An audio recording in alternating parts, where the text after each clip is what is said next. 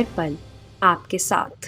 नमस्कार, हरपल न्यूज देख रहे हैं आप। मैं हूं आपके साथ नुपुर सक्सेना। स्वागत है आप सभी का प्राइम टाइम में। खबरों का रुख करेंगे, लेकिन इससे पहले नजर उस वक्त की हेडलाइंस पर। पीएम मोदी के यूएई दौरे पर लगा ओमिक्रॉन का ग्रहण। संक्रमण के चलते पीएम का दौरा हुआ रद्द। 6 जनवरी को पीएम जाने वाले थे यूएई। फर्रुखाबाद में सीएम योगी की जनसभा। कांग्रेस और सपा पर जमकर बरसे योगी। कहा, कांग्रेस की शरारत देश के खिलाफ अपराध है। 196 करोड़ की परियोजनाओं का किया लोकार्पण। यूपी के फिरोजाबाद में महिला शक्ति संवाद ने पहुंची प्रियंका गांधी वाड्रा। महिलाओं ने प्रियंका से साझा की अपनी परेशानियां। प्रियंका ने छात्राओं से किया संवाद। झारखंड में सीएम हेमंत सोरेन ने दिया जनता को नए साल का तोहफा। नए साल में 25 रुपए सस्ता मिलेगा पेट्रोल डीजल। रुक करते हैं अब खबरों का। कोरोना वायरस के ओमिक्रॉन वेरिएंट को लेकर बढ़ती चिंता के बीच प्रधानमंत्री नरेंद्र मोदी की यूएई और कुवैत की यात्रा स्थगित कर दी गई है। पीएम मोदी का खाड़ी का इन दो देशों का दौरा 6 जनवरी को होने वाला था। सूत्रों के मुताबिक ओमिक्रॉन मामलों की बढ़ती संख्या के चलते यात्रा को रिशेड्यूल करना पड़ेगा और शायद फरवरी में खाड़ी देशों की इस यात्रा को आयोजित किया जा सकता है। यूपी विधानसभा चुनाव को लेकर बीजेपी ने भी अपनी तैयारियां तेज कर दी है। इसी कड़ी में उत्तर प्रदेश के मुरादाबाद में गृह मंत्री अमित शाह 23 दिसंबर को बीजेपी की जन विश्वास यात्रा में शामिल होंगे और यहां एक बड़ी रैली को भी संबोधित करेंगे। अमित शाह की रैली की तैयारियां भी जोरों पर है, जिसको लेकर बुधवार को मुरादाबाद के सर्किट हाउस में बीजेपी के बड़े पदाधिकारियों और नेताओं ने मीटिंग की, जिसमें रैली को सफल बनाने की रणनीति पर मंथन किया गया। 30 दिसंबर को अलीगढ़ में केंद्रीय गृह मंत्री अमित शाह की रैली से पहले लोधी समाज के लोगों ने जन आक्रोश जनसभा का आयोजन कर रैली के बहिष्कार करने का ऐलान कर दिया है। लोधी समाज का आरोप है कि बीजेपी के एक राष्ट्रीय कार्यकारिणी सदस्य के इशारे पर लोधी समाज के लोगों के खिलाफ एक तरफा कार्रवाई हो रही है। अलीगढ़ में पुलिस ने लालजी समेत उसके बेटों को जेल में डाल दिया है। इसके साथ ही अमित शाह की रैली में हिस्सा लेने से भी मना कर दिया है। अलीगढ़ में लालजी वर्मा जी के ऊपर जो हथियारों से हमला किया गया है और उसके बाद एक अपराधी किस्म का पिंका और रिंगा नाम के अपराधी हैं, उन्होंने गोली मारी है और उससे स्वयं अपने को गोली मार ली है केवल कानून से बचने के लिए। और जो जिनके गोली लगी है लालजी वर्मा जी के, उनको खुद पुलिस ने पहले ही उनकी एफआईआर दर्ज नहीं की और उनको जेल में डाल दिया। उनको और उनके बेटों को जेल में डाल दिया। उसके खिलाफ समाज में जन आक्रोश है, न केवल लोधी समाज में बल्कि सभी वर्गों में। जो पिछड़े दलित हैं, सभी वर्ग एक साथ जुटकर इस गुंडागर्दी का खात्मा करना चाहते हैं। प्रशासन से किस तरह की मांग है? प्रशासन से हमारी मांग है, माननीय मुख्यमंत्री इस बात का संज्ञान लें कि जिन गुंडों का संरक्षण अलीगढ़ में हो रहा है वो एक आरपी सिंह नाम के ठाकुर हैं, जो भाजपा के राष्ट्रीय कार्यकारिणी सदस्य हैं और राष्ट्रीय कार्यालय को देखते हैं। उनके सानिध्य में ये अलीगढ़ में भूमाफिया पनप रहे हैं। सबसे पहले उन पर कार्रवाई होनी चाहिए। नहीं कार्रवाई होगी तो लोधी समाज नहीं, सारे पिछड़ा समाज, दलित समाज इकट्ठा होगा और तब तक अनशन और आंदोलन करता रहेगा जब तक इस आरपी सिंह नाम के संरक्षक को भाजपा से निष्कासित नहीं किया जाता। यूपी में उपहार और घोषणाओं की झड़ी लगी हुई है। ये उपहार राज्य के सीएम अपने राज्य की जनता को दे रहे हैं। सीएम योगी आदित्यनाथ लगातार यूपी में कई घोषणाएं कर रहे हैं। आज भी सीएम योगी ने राजधानी लखनऊ के Atal Bihari Vajpayee scientific convention centre में संबोधन के दौरान कुछ ऐसा ही किया। सीएम योगी ने प्राथमिक विद्यालयों में कार्यरत रसोइया और अल्पकालिक अनुदेशकों को नए साल पर मानदेय बढ़ोतरी का उपहार दिया है। अटल कन्वेंशन समारोह में संबोधित करते हुए सीएम योगी आदित्यनाथ ने प्राथमिक विद्यालयों में कार्यरत अंशकालिक अनुदेशकों का 2000 रुपए और रसोइयों का 500 प्रति माह मानदेय बढ़ाने का ऐलान किया। अब अनुदेशकों को 9000 रुपए और रसोइयों को 2000 रुपए मानदेय मिलेगा। इसका फायदा प्रदेश के 4 लाख रसोइया और अंशकालिक अनुदेशकों को मिलेगा। सीएम योगी लगातार राज्य के अलग अलग जिलों में करोड़ों की परियोजनाओं का शिलान्यास कर रहे हैं। इस रेस में आज फर्रुखाबाद का भी नाम दर्ज हो गया है, जहां सीएम योगी आदित्यनाथ ने 196 करोड़ की योजनाओं की घोषणा की है। इस दौरान जनसभा को संबोधित करते हुए सीएम योगी ने विपक्ष पर भी जमकर हमला बोला। सीएम योगी ने कहा कि पिछले 4.5 सालों के अंदर हमने प्रदेश में 45 लाख गरीबों को एक एक आवास दिया है। सपा की सरकार में एक भी गरीब को आवास नहीं मिला था। आवास का पैसा कहां चला गया? अब दीवारों से वही पैसा निकल रहा है। वही कांग्रेस पर भी हमलावर होते हुए सीएम योगी ने कहा कि कांग्रेस ने देश में सर्वाधिक समय तक शासन किया। उस समय ये कैसे बीजेपी कार्यकर्ता, नेता, आरएसएस नेता हिंदू नेताओं को झूठे मुकदमे में फंसाने का काम करते थे। आपने मालेगांव विस्फोट में देखा होगा। कांग्रेस की शरारत देश के खिलाफ अपराध है और कांग्रेस को माफी मांगनी चाहिए। आपने महाराष्ट्र एटीएस का एक बयान देखा होगा। उस समय कैसे भारतीय जनता पार्टी के कार्यकर्ताओं को, नेताओं को, राष्ट्रीय स्वयंसेवक संघ के नेताओं को, हिंदू नेताओं को कैसे लोग झूठे मुकदमों में फंसाने का कार्य कर रहे थे। आपने मालेगांव विस्फोट के मामले में देखा होगा। कांग्रेस की शरारत देश के खिलाफ एक अपराध है और कांग्रेस के लोगों को इसके लिए माफी मांगनी चाहिए देश की जनता से। आतंकवादियों को प्रेरित और पोषित करने वाली ये कांग्रेस देश के साथ कैसे खिलवाड़ कर रही है, ये किसी से छुपा हुआ नहीं है। पहले जब सत्ता में थे तब उन आतंकियों को प्रेरित और प्रोत्साहित करते थे और हिंदू संगठनों पर झूठे मुकदमे दर्ज करते थे। और आज जब सत्ता के बाहर हैं तो हर उस कार्य का विरोध करते हैं जो कार्य जनता के हित के लिए हो। यूपी में सभी दल राज्य की जनता को लुभाने की कोशिश कर रहे हैं। इस रेस में कांग्रेस महासचिव प्रियंका गांधी भी शामिल है। वो महिलाओं के दम पर यूपी की जनता का दिल जीतने की कोशिश कर रही है। इसी को देखते हुए फिरोजाबाद में महिला शक्ति संवाद का आयोजन किया गया। ये आयोजन जनपद के सिरसागंज के गिरधारी इंटर कॉलेज में किया गया। प्रियंका गांधी वाड्रा ने महिला संवाद कार्यक्रम में भाग लिया। कांग्रेस महासचिव प्रियंका को सुनने के लिए बड़ी संख्या में महिलाएं पहुंची। प्रियंका गांधी ने मंच पर पहुंचकर महिलाओं का हाथ हिलाकर अभिवादन किया। प्रियंका गांधी का कार्यक्रम 1:30 बजे का था, लेकिन काफी देर बाद वे वहां पर पहुंची। प्रियंका गांधी वाड्रा को सुनने आई महिलाओं ने अपनी परेशानियां प्रियंका के सामने रखी। ANM, आंगनबाड़ी कार्यकर्ता, शिक्षा मित्र सहित स्कूल की छात्राओं से प्रियंका ने संवाद किया। आंगनबाड़ी कार्यकर्ताओं ने वेतनमान की वृद्धि के लिए प्रियंका से गुहार लगाई। प्रियंका गांधी वाड्रा से महिलाओं ने मानदेय बढ़ाने और उन्हें राज्य कर्मचारी घोषित करने की मांग रखी। झारखंड में पेट्रोल और डीजल नए साल में 25 रुपए तक सस्ता मिलेगा। राज्य के मुख्यमंत्री हेमंत सोरेन ने ऐलान किया है, लेकिन इस सस्ते पेट्रोल डीजल का फायदा सिर्फ BPL कार्ड धारकों को ही मिलेगा। मुख्यमंत्री हेमंत सोरेन ने बताया है कि 26 जनवरी से झारखंड में BPL कार्ड धारकों को पेट्रोल और डीजल 25 रुपए सस्ता मिलेगा। बता दें कि झारखंड पेट्रोलियम डीलर्स एसोसिएशन भी लगातार पेट्रोल डीजल पर वैट की दरें घटाने की मांग कर रहा था। एसोसिएशन सरकार से पेट्रोल पर 5% वैट घटाने की मांग कर रहा था। उनका कहना है कि अगर सरकार वैट की दर 22% से घटाकर 17% कर दे तो लोगों को बड़ी राहत मिलेगी। एसोसिएशन का कहना था कि झारखंड के पड़ोसी राज्य उत्तर प्रदेश, पश्चिम बंगाल, बिहार और उड़ीसा में डीजल की कीमतें कम है। ऐसे में झारखंड से चलने वाले वाहन पड़ोसी राज्यों से डीजल भरवा रहे हैं, जिसके चलते उन्हें नुकसान का सामना करना पड़ रहा है। वित्त मंत्री निर्मला सीतारमण गुरुवार को राज्यों के वित्त मंत्रियों के साथ आगामी बजट को लेकर विचार विमर्श करेगी। सूत्रों ने बताया कि बैठक 30 दिसंबर को दिल्ली के विज्ञान भवन में आयोजित की जाएगी। पिछली बैठकों के विपरीत ये बैठक आमने सामने की होगी। बजट तैयारियों के सिलसिले में वित्त मंत्री विभिन्न पक्षों के साथ बैठकें कर रही है। ये बैठक उसी कड़ी का हिस्सा है। सीतारमण 2022 से 23 का बजट 1 फरवरी को पेश कर सकती है। ये वित्त मंत्री के रूप में सीतारमण का चौथा बजट होगा। सीतारमण अब तक कॉरपोरेट, फाइनेंशियल सेक्टर की कंपनियों, मजदूर संगठनों, कृषि विशेषज्ञों और प्रमुख अर्थशास्त्रियों के साथ बैठकें कर चुकी है। मणिपुर सरकार में यूथ अफेयर्स एवं स्पोर्ट्स मिनिस्टर और नेशनल पीपुल्स पार्टी के नेता लेटपाओ हॉकिब ने बुधवार को बीजेपी का दामन थाम लिया। उन्हें मणिपुर के चुनावी प्रभारी केंद्रीय मंत्री भूपेंद्र यादव ने सदस्यता दिलाई। इस दौरान उन्होंने कहा कि मुझे लगता है कि पीएम मोदी के नेतृत्व में पूर्वोत्तर क्षेत्र और मणिपुर का विकास होगा।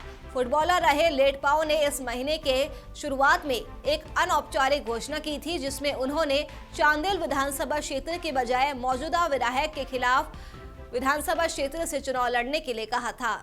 मैंने बीजेपी में हमारा पार्टी एनपीपी छोड़कर ज्वाइन करने में फैसला किया है, क्योंकि मैं समझता हूं कि ये प्रधानमंत्री जी, मोदी जी और अमित शाह जी का नेतृत्व में हमारा नॉर्थ ईस्ट और देश मणिपुर और विकास तरक्की कर सकता है। इनका कहना है सबका साथ सबका विकास, सबका विश्वास और सबका प्रयास, वही मूल मंत्र है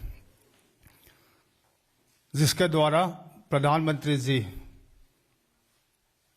130 करोड़ लोगों को साथ में लेकर विकास कर रहे हैं। हमारा देश एक नई ऊंचाई पे ले जा रहा है। उत्तराखंड के मुख्यमंत्री पुष्कर सिंह धामी ने बुधवार को उधम सिंह नगर जिले के खटीमा में तराई पूर्वी वन प्रभाग पहुंचकर ककरा क्रोकोडाइल ट्रेल का शुभारंभ किया। इस अवसर पर उन्होंने अधिकारियों को निर्देश दिए कि मुख्य रोड से खकरा क्रोकोडाइल ट्रेल को जोड़ने के लिए जल्द से जल्द डीपीआर बनाए। खकरा क्रोकोडाइल ट्रेल क्षेत्र में पार्क और कैंटीन के निर्माण जल्द से जल्द करवाया जाए। मुख्यमंत्री धामी ने आगे कहा कि हमारी सरकार की पहल है कि हम स्थानीय लोगों के साथ मिलकर वनों, वन क्षेत्रों और वन्य जीवों से जुड़कर रोजगार की राह पर आगे चलेंगे। क्रोकोडाइल ट्रेल के बनने से जहां क्रोकोडाइल्स का प्राकृतिक वास में संरक्षण होगा, तो वही क्षेत्र में पर्यटन गतिविधियों को बढ़ावा मिलेगा। इसकी स्थापना से रोजगार और आर्थिक गतिविधियों को भी बढ़ावा मिलेगा। आज ये क्रोकोडाइल सफारी का यहाँ पर इसका लोकार्पण हुआ है। इसमें 100 से भी ज़्यादा यहाँ पर मगरमच्छ हैं। आने वाले समय में हम आप यहाँ पर हमारे विभाग के अगर पीडब्ल्यूडी विभाग के अधिकारी होंगे तो मैं उनसे कहूँगा कि आज ही इसका डीपीआर बनाकर तत्काल इसकी डीपीआर बनाकर ये रोड पूरी ठीक होनी चाहिए, यहाँ से लेकर वहाँ तक इसकी कार्रवाई तत्काल होनी चाहिए। उसके लिए मैं अभी कहूँगा कि वो का एक लाइन का पंक्ति पर प्रस्ताव सीधे शासन को प्रेषित कर दिया जाए। पंजाब के मुख्यमंत्री चरणजीत सिंह चन्नी ने बुधवार को 58 नई सरकारी बसों की शुरुआत की। इस दौरान सीएम ने खुद भी कुछ दूर तक बस चलाई। राज्य के खाते में पहली बार 400 करोड़ रुपए की लागत से कुल 842 आधुनिक वाहन एक बार में जोड़े जा रहे हैं। पीआरटीसी के लिए 30 बसों और पनबस के लिए 28 बसों की पहली किश्त को हरी झंडी दिखाते हुए चन्नी ने कहा कि पिछले 2 महीनों में दोषी बस ऑपरेटरों और कर चोरों के खिलाफ कड़ी कार्रवाई के चलते परिवहन विभाग का पुनरुद्धार हुआ है।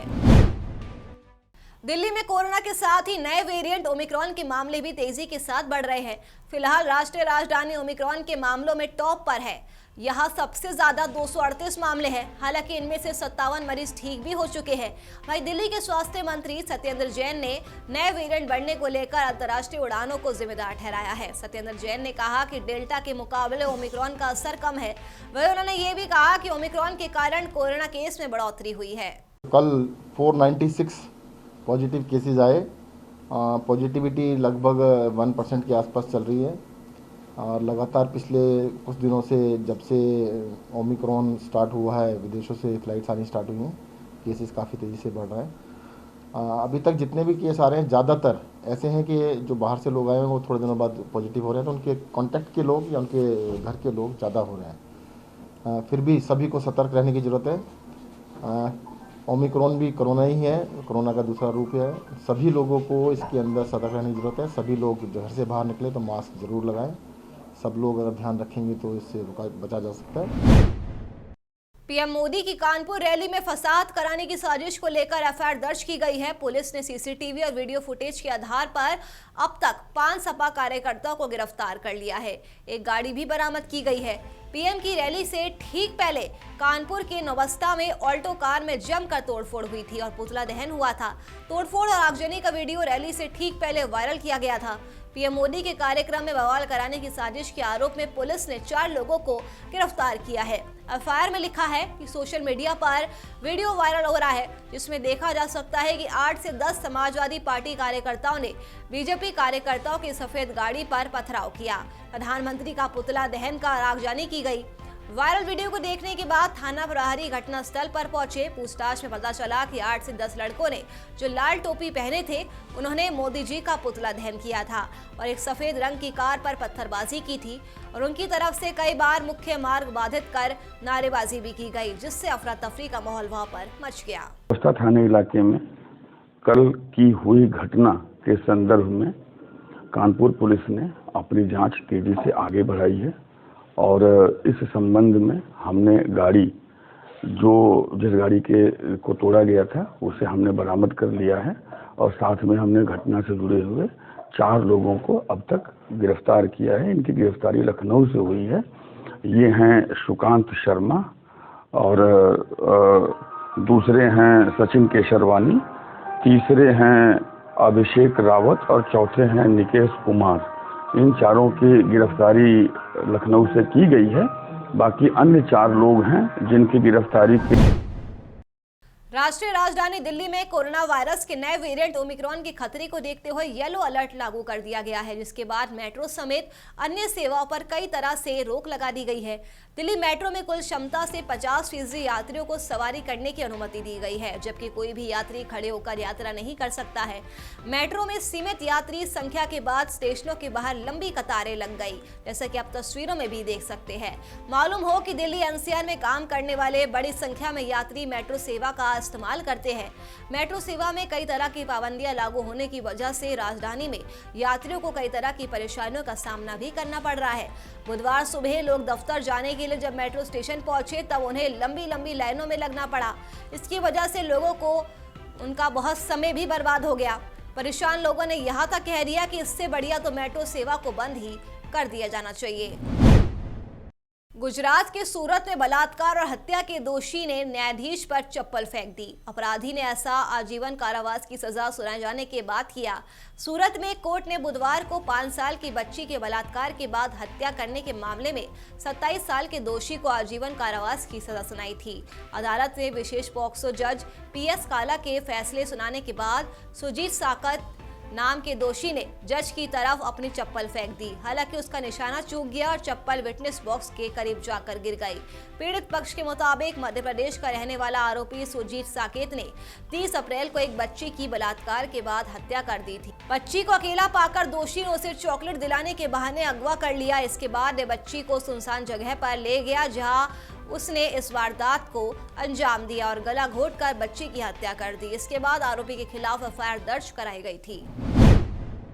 बुलंदशहर में ई रिक्शा की चोरी करने वाले 3 चोरों को पुलिस ने सिकंदराबाद में चेकिंग के दौरान गिरफ्तार कर लिया है और उनके पास से 4 ई रिक्शा को बरामद किया है। दरअसल जिन चोरों को पुलिस ने गिरफ्तार किया है वो यात्री बनकर ई रिक्शा में सवार होते थे और बीच रास्ते में चालक को चकमा देकर रिक्शा की चोरी करके भाग जाते थे। मिली जानकारी के अनुसार चोर इन रिक्शों को बदायूं में ले जाकर बेच देते थे।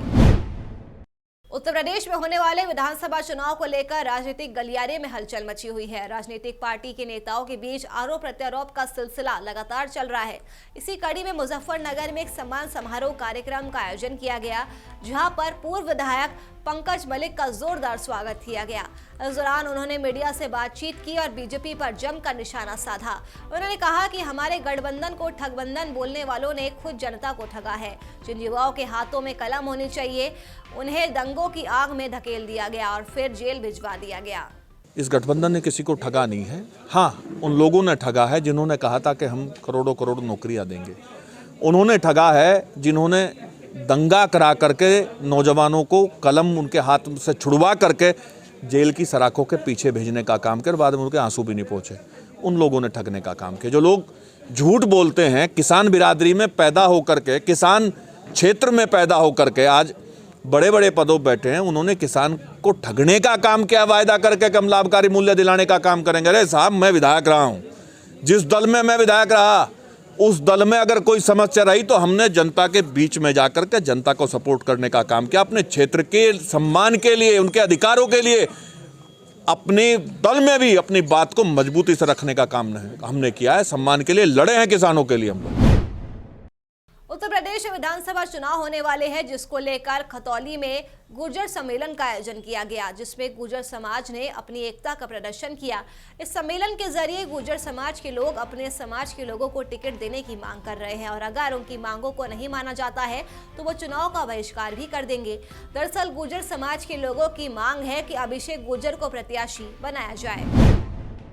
हरियाणा में नए मंत्री की शपथ लेने वाले विधायक देवेंद्र बबली के शहर टोहाना में खुशियों की जगह मातम छा गया। देवेंद्र बबली के शपथ ग्रहण समारोह में खुशियां मनाकर चंडीगढ़ से टोहाना वापस लौट रहे 2 युवकों की सड़क हादसे में मौत हो गई और 2 लोग गंभीर रूप से घायल बताए जा रहे हैं।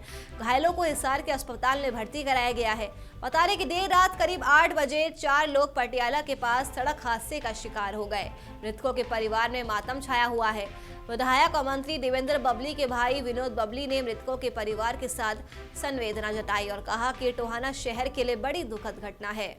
ये कल गए थे बबली जी के प्रोग्राम में, बबली जी ने शपथ लेनी थी, वो मंत्री जी बन रहे थे, तो जो वापसी में आ रहे थे जब टोहाना, तो उस टाइम ये पटियाला के पास इनका एक्सीडेंट हो गया और उनमें 2 तो एक्सपायर हो गए और 2 अभी सीरियस। उस पर हम पूरा परिवार पे शोक व्यक्त करते हैं। ये बहुत मतलब गहरा हमें सदमा पहुँचा है। ये 2 जो हमारे शहर के युवा साथी थे, एक्सीडेंट में इनकी जान चली गई, ये बहुत गलत हुआ।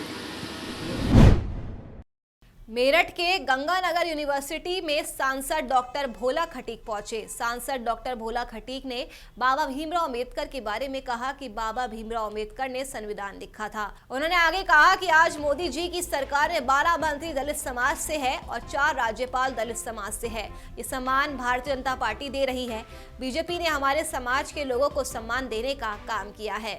आज भारतीय जनता पार्टी अनुसूचित मोर्चा जिला मेरठ के सभी कार्यकर्ताओं का, पदाधिकारियों का कार्यक्रम गाँव-गाँव से लोग आए हैं और ये संकल्प लेने के लिए कि माननीय मोदी जी के नेतृत्व और माननीय योगी जी के नेतृत्व में इस देश के दलितों को आज़ादी के बाद जो सम्मान, प्यार, अधिकार और उनको जीवन यापन करने वाली आवश्यकताओं की पूर्ति की गई है, उनको देखते हुए पूरा अनुसूचित समाज ये प्रण ले चुका है कि पुनः 2022 में माननीय मोदी जी और योगी जी से प्रभावित होकर भारतीय जनता पार्टी की सरकार बनाएंगे और जितने भी एससी बूथ हैं उन बूथों पर सब पर भारतीय जनता पार्टी का कमल खिलाएंगे। चलिए फिलहाल के लिए प्राइम टाइम में मेरे साथ बस इतना ही। देश और दुनिया की तमाम खबरों के लिए आप देखते रहिए हर पल न्यूज़। नमस्कार।